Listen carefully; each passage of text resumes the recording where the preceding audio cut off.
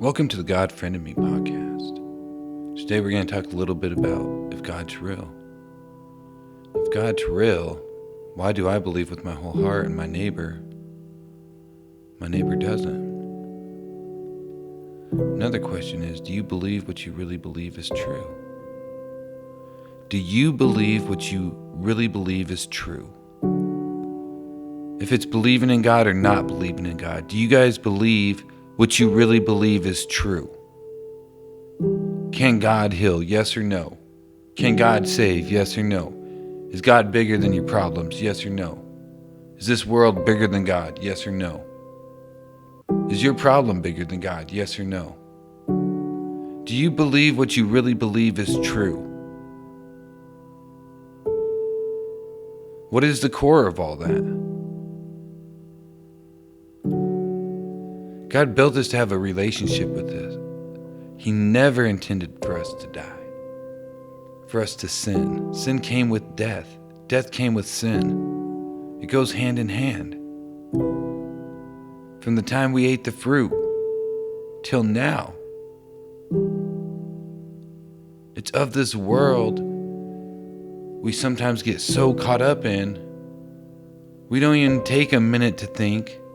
And if we take that minute to think, sometimes it's just so far-fetched out there with all these movies and Netflix and music and video games and everything else that entertains your mind, that could possibly God be real and want a relationship with me?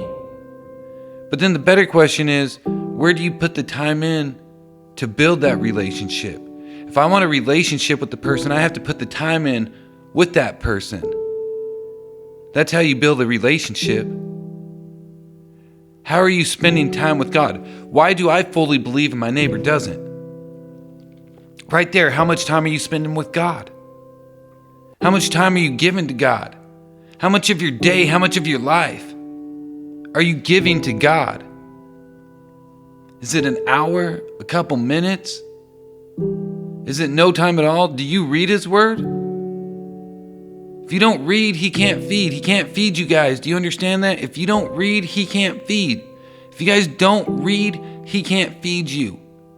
You say, Lord, please fill me with your Spirit. Fill me with your Word. Lord, please bless me. Heal me.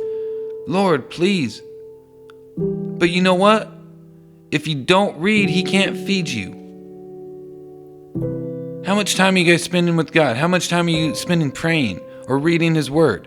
Because reading is one thing, but praying is a whole nother thing. Reading's accepting the gift that He's already given you guys and using that to implement within your own life. The praying is the personal relationship He has with you, talking with you, seeing what you need from Him. That's that personal relationship. That's what praying is. Reading His Word is receiving the gift that He's given, His Son. Understanding everything He's done for us and also understanding how many times we failed Him over and over and over and over. And sometimes there's only been one person or one family or maybe 10 or a handful of people who were not sinners at the time. Think about that. A whole world full of people and maybe one person or one family are the only righteous people out there, that are the only people that love God, ready to serve God. Noah building an ark for how many years? Everybody else thought he was crazy until the rain started to come. One family on the whole earth, you guys, think about that. One person out of everybody God has made. What are you guys doing? How much time are you spending with God? How many distractions do you have in your life?